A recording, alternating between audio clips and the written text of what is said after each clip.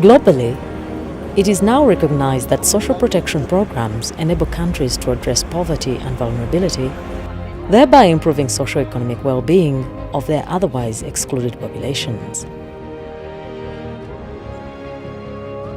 In Uganda, the government, through the Ministry of Gender, Labour and Social Development, with support from Irish Aid and UK Aid, is working to put in place a national social protection system aimed at improving life chances for especially the most vulnerable women, children and men.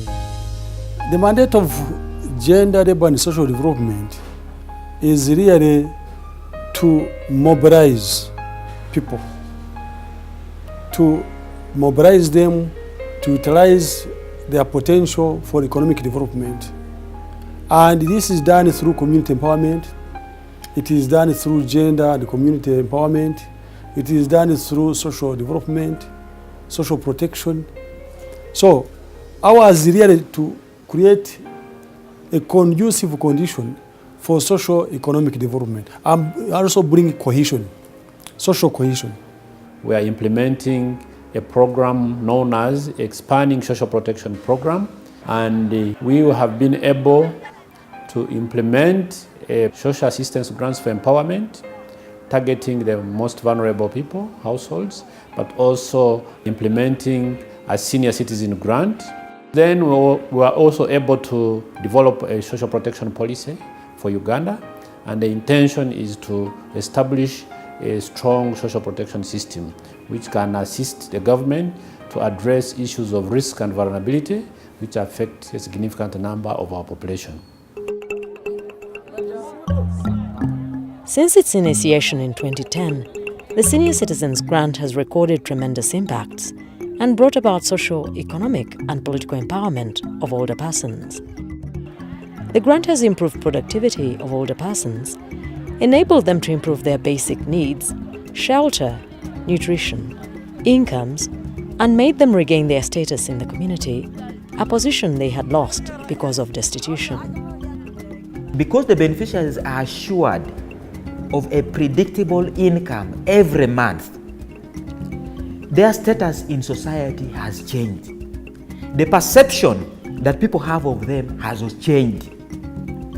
They now look at them with respect, because you know that the person whom you had been undermining in the past years now has money that comes into his account that he or she can access on a monthly basis. Beyond those obvious impacts of the grant, new evidence in Uganda now shows that when older people receive this grant, their attitudes, perceptions and practices towards well-entrenched and long-held cultural practices become amenable to change.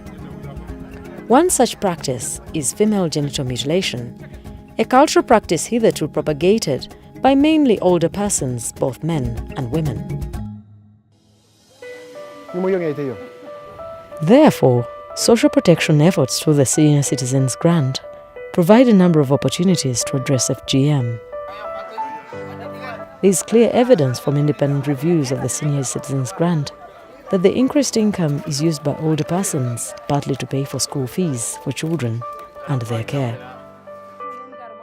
A key element in sustainably addressing FGM in the communities is changing attitudes around gender issues. The Senior Citizens Grant Payments Day provide an important entry point for engaging with elderly members of the community around gender issues, including FGM.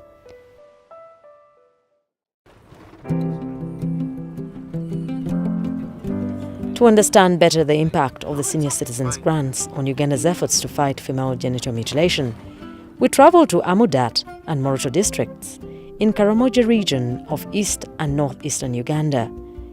These two districts received the government's Senior Citizens Grant, but have also been endemic with FGM. According to the 2011 Demographic Health Survey, DHS 2011, the estimated prevalence of FGM in girls and women aged 15 to 49 years is 1.4%. Compared to other countries in Africa where FGM is still practiced, Uganda has a relatively low rate with regional variance, the highest rates occurring in Karamoja at 4.5%. 71-year-old Rebecca Lotukomoy lives in Kamkon village, Amudat Town Council, Amudat District. A beneficiary of the Senior Citizens Grant, she has been a surgeon nearly all her adult life. Mute monung da manuta asa konga tini batal ta kwa ke so mi nyom bakaye kongo nyini ki mangenyi to gi chep tuba na gi chesu so no ki punyi ropi yen ja bakenya taman pa ponyi ta kung ko so mi ni la moto ande monu mi wete nya ka chi ki pu ropi yen ka kep kaya nyo robi yeni chona kep ko lo tok ni ni la ta ki to monu. Lotukomoy is now reformed. She attributes her abandonment of practicing FGM in part because in 2012 she was enrolled on the Senior Citizens Grant, where she receives a monthly social payment of 25,000 Uganda shillings, about $8. The alternative income from government has helped her transition into a new life, including taking care of her grandchildren and taking her own last-born daughter to school. The grants provide an alternative income source for the cutters and so makes it easier for them to transition out of a reliance on FGM as an income source. Lotukomoy has also learned to plan how to use her money. She has built a semi-permanent home, a gem compared to her fellow villagers who live in mud and wattle huts. Because of the respect and influence older persons hold in their communities, government and non-government organizations have come in to tap and utilize their position to raise awareness and work with the communities to end FGM. One such effort is by the National Association of Women's Organizations in Uganda, NAWO. NAWO is an umbrella organization of women-founded and women-led organizations. Since September 2017, with support from Ireland, NAWO has been working to educate communities in districts of Amudat and Moroto to prevent FGM. NAWO's approach is to provide training and information to local volunteers who make up a pool of local anti-FGM activists known as the Community-Based Action Teams, COMBATs. 55-year-old Christopher Akuletum is a member of the COMBATs and is also the head of the African Inland Church in Caritas sub-county, Ashukaniyom village in Amudat district. Christopher uses his pulpit, influence and position in the community to preach against FGM. Las koere ngalyondo torot ni ke nama cha kingomi tasuye le mi ke kromi tu nyota mi toni ke weto ngala motat ke minye yani umwa pa lombo lo mele mo le kiwo nyo lo mele te wo tia nyobodin a ta ki mo ja na u le machai ke net pi le mo mun ga mu ke mi ku to ni mun ga mu ke asete ke te ba basta ya mun di ta ke la ta ke so la ke nyom nga ke ni nya andewo. One of the achievements of the man of God is to convert hitherto hardcore FGM practitioners. One such person is Maria Domo, a former surgeon. Today, Maria holds a significant role of changing attitudes and beliefs in her community, especially advising young girls not to accept to undergo FGM.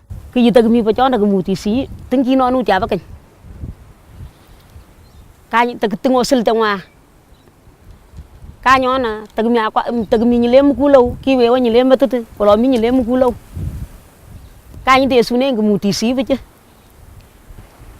makar kanya soko chori bagam cuma we wa chorsia. To date, several elderly women who are active participants in promoting FGM have denounced the practice and have become advocates of ending one of the most gross human rights violations against women and girls. Arwa bene buni apukana tamari to tubuturo bang tunga abaro keta kera na chang tunga kera rai nai akromna tadi kana nai nyangi dua kibu yata kwa na pe amudu kwa na rai to dungu yo nai to dungu kilok dungu ngedwe ku kwa da kikireme yo kuni dan. The emerging effects of the Senior Citizens Grant on FGM, the increasing awareness and mobilization efforts against the practice, Initiatives to get and keep girls in a safe environment in school through provision of dormitories, legislation against FGM, are all part of collective efforts by the government of Uganda, with support from partners like Irish Aid to improve gender equality and empower women and girls in the country. This is Katikit Primary School, one of the several schools in Amudat district to benefit from Irish Aid.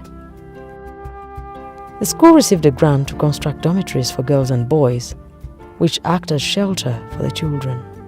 Before, we had a lot of challenges on the side of accommodating children at school. We used to have classes for dormitories, not until the Irish Aid identified 3 schools in the district. One of the schools is this one, Katikit Primary School. The other one is Kalas Girls and Kalas Boys. The other schools had facilities for boarding, but this one was a little bit unfortunate. We had only classrooms, but now I'm happy to report that Irish Aid has done for us a lot. It had to allocate for us a proper office, a kitchen for the school, 2 dormitories, boys and girls, whereby now we are able to compete with the rest of the schools as far as the facilities are concerned. The dormitory keeps us safe from when we stay there. The Government of Ireland has also been working on raising awareness of FGM in 7 primary schools and has facilitated peer support through human rights clubs. A tailoring project in Katikit Primary School has also rolled out with 10 sewing machines provided. Here, girls are equipped with tailoring skills so they can generate their own income as a livelihood to maintain themselves at school and out of school. For now, they supply uniforms for their own school. In the future, they hope to sew and sell uniforms to neighboring schools as well. We have seen children no longer go out to look for uniform. When a parent comes with a child, we only say, we have uniform here at school and at affordable rates. Then now children have got skills. Others are able to make their own uniform. The role of education is particularly important in this part of the country, which has a history of resistance to education and suffers from very low literacy rates and school attendance. At Kalas Girls Primary School, the Government of Ireland funded the construction of a 96-bed capacity dormitory for girls to stay in school. It is a Catholic-founded school with the vision of bringing education to the Pokot girls in the area, and see that every girl child is given a chance of being in school. We are happy that the majority of the children now in the school, they are Pokots. Then later on, because of the congestion, the school was selected by the district to benefit from Irish Aid to add on the dormitories. Getting and keeping girls in school in a safe environment is a key strategy for addressing gender inequality and combating all forms of GBV, including FGM. In 2010, FGM was outlawed in Uganda, but the remnants of the practice seem to have gone underground. The Uganda Police Force, through its Child and Family Protection Unit, investigates such cases and brings the culprits to book.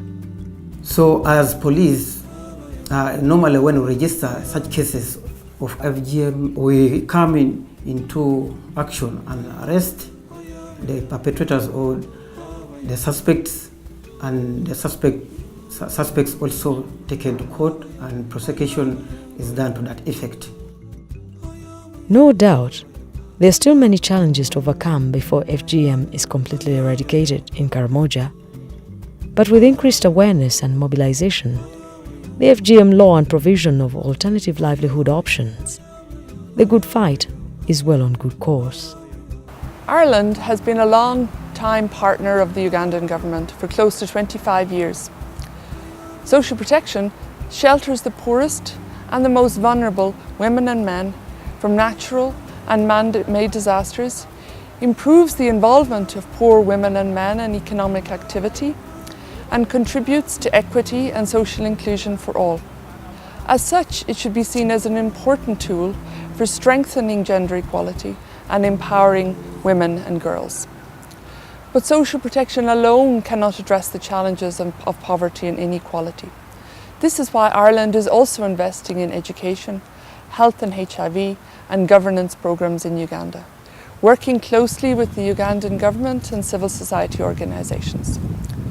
But across all of our programs is the pivotal issue of gender equality. Working to address gender inequality and to combat gender-based violence, such as FGM, is core to our programme.